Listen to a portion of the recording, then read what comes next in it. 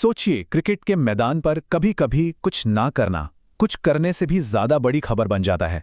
जी हां, हम बात कर रहे हैं एक ऐसे हैंडशेक की जो हुआ ही नहीं और जिसने 2025 एशिया कप में एक तरह से भूचाल हिला दिया।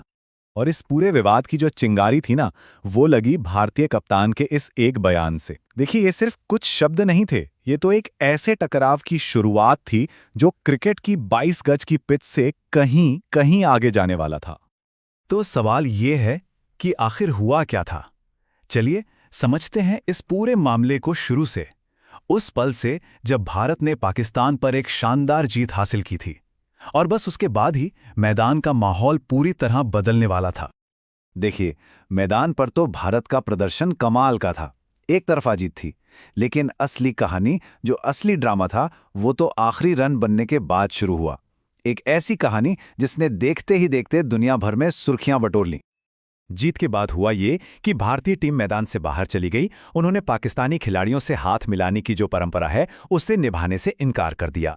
और हाँ, ये कोई अचानक लिया गया फैसला नहीं था, ये एक सोचा समझा कदम था जिसकी जड़ें दुबई के स्टेडियम में नहीं बल्कि हजारों मील दूर हुई एक दर्दनाक घटना से जुड़ी थीं। और यहीं से ये पूरा मामला दो अलग अलग नजरियों में बंट गया। एक तरफ था भारत का पक्ष, जिनका कहना था कि ये फैसला हाल ही में हुए पहलगाम आतंकी हमले के 26 पीड़ितों को श्रद्धांजलि देने और जीत को हमारी सेना को समर्पित करने के लिए था। वहीं दूसरी तरफ पाकिस्तान ने इस कदम को अखेल भावनापूर्ण यानी अनस्पोर्टिंग कहा और इसे खेल की भावना के खिलाफ और प्रोटोकॉल का उल्लंघन बताया। तो मैदान पर जो हुआ वो मैदान पर ही नहीं रहा। ये तनाव अब सीधा क्रिकेट बोर्ड्स और अधिकारियों के बीच पहुंच गया। मतलब मामला अब ऑफिशियल हो चुका था। इसके बाद तो चीजें बहुत तेजी से आगे बढ़ीं। 14 सितंबर को ही रात में पाकिस्तान क्रिकेट बोर्ड यानी पीसीबी ने एसीसी के पास एक ऑफिशियल शिकायत दर्ज करा दी। फिर अगले ही दिन 15 सितंबर को आईसीसी ने मैच रेफरी को हटाने की पीसीबी की मांग खारिज कर दी। और बात यहीं नहीं रुकी। 17 सितंबर तक तो आईसीसी ने उल्टे पीसीबी को ही कई उल्लंघनों के लिए फटकार लगा दी, जिसमें रेफरी के साथ मीटिंग को रिकॉर्ड करना भी शामिल था। मतलब ये विवाद सुलझने के बजाय और उलझता ही चला गया। अब यहां एक बहुत जरूरी बात समझने वाली है। पाकिस्तान का जो विरोध था वो सिर्फ भारतीय टीम के एक्शन के खिलाफ नहीं था। उनका मुख्य आरोप था मैच रेफरी एंडी पाइक्रॉफ्ट पर। पीसीबी ने कहा कि पाइक्रॉफ्ट ने ही टॉस के वक्त उनके कप्तान को हाथ न मिलाने की सलाह दी थी और पूरी सिचुएशन को गलत तरीके से हैंडल किया। लेकिन आईसीसी ने अपने मैच रेफरी का पूरा साथ दिया। उनका कहना था कि पाइक्रॉफ्ट तो बस एक मैसेज दे रहे थे ताकि मैदान पर सार्वजनिक तौर पर कोई बेइज्जती वाली स्थिति न बने, और उन्होंने जो किया वो बिल्कुल ठीक था। जाहिर है आईसीसी के स्टैंड ने पाकिस्तान के गुस्से को और बढ़ा दिया और ये जो गतिरोध था ये खत्म होने की जगह और पक्का हो गया। तो अब जब ऑफिशियल लेवल पर बात नहीं बनी तो पाकिस्तान ने एक ऐसा दांव खेला जिससे पूरे टूर्नामेंट के भविष्य पर ही सवाल खड़ा हो गया। कुछ घंटों के लिए तो माहौल एकदम तनाव भरा था। पूरी क्रिकेट की दुनिया में बस एक ही सवाल गूंज रहा था, क्या पाकिस्तान एशिया कप से हट जाएगा? क्या वो टूर्नामेंट का बहिष्कार कर देगा? पीसीबी ने अपनी तरफ से दो सीधी और साफ मांगे रखीं। पहली, मैच रेफरी एंडी पाइक्रॉफ्ट को तुरंत टूर्नामेंट से हटाया जाए, और दूसरी, भारतीय कप्तान सूर्यकुमार यादव के राजनीति से प्रेरित बयानों के लिए उन पर एक्शन लिया जाए। मतलब साफ था, इन मांगों के बिना कोई समझौता नहीं होगा। इस वजह से यूएई के खिलाफ पाकिस्तान का जो अगला मैच था वो 1 घंटे की देरी से शुरू हुआ। पर्दे के पीछे बहुत ही तनावपूर्ण माहौल में बातचीत चल रही थी। खिलाड़ी होटल में इंतजार कर रहे थे और पूरी दुनिया की नजरें इस पर थीं कि आखिर होगा क्या। खैर, आखिरकार बहिष्कार टल गया। आईसीसी ने पाकिस्तान की मांगें नहीं मानी और मैच हुआ। लेकिन यह सिर्फ एक टेम्पररी हल था, असली तूफान अभी थमा नहीं था। तो देखिए, ऑफिशियल चैनलों पर तो बात एक जगह आकर रुक गई थी, तो अब लड़ाई का मैदान बदल गया। अब ये जंग लड़ी जा रही थी सोशल मीडिया पर, न्यूज़ चैनलों पर और आम लोगों की राय के बीच।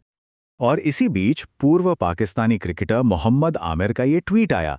उन्होंने लिखा, एक बात पक्की है, विराट भारतीय क्रिकेट इतिहास के सर्वश्रेष्ठ खिलाड़ी और इंसान हैं, सम्मान। अब सीधे तौर पर तो इसमें कुछ गलत नहीं था, लेकिन इसे मौजूदा भारतीय टीम के रवैये पर एक बहुत ही सटल, एक तरह का तंज माना गया।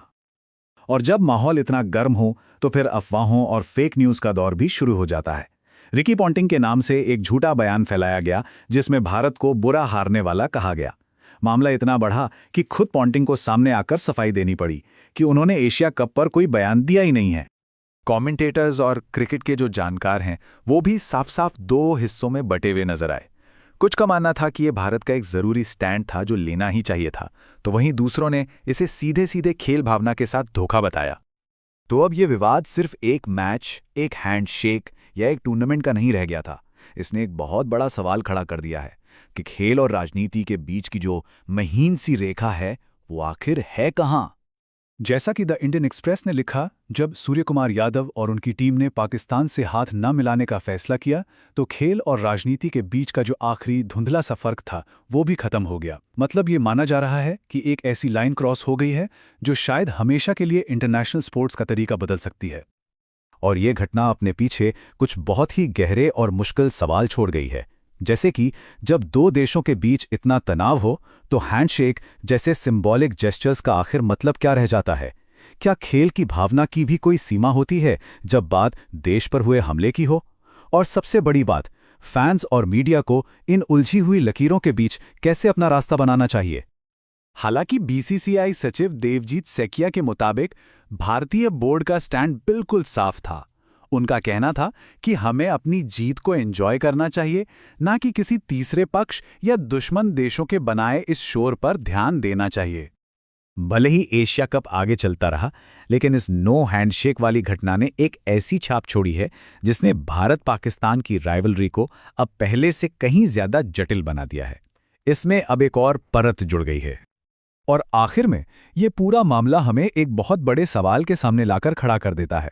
जब सियासत मैदान में उतर आती है तो खेल भावना का भविष्य क्या होता है? और ये सवाल सिर्फ क्रिकेट का नहीं है, बल्कि हर उस खेल का है जो देशों के बीच खेला जाता है।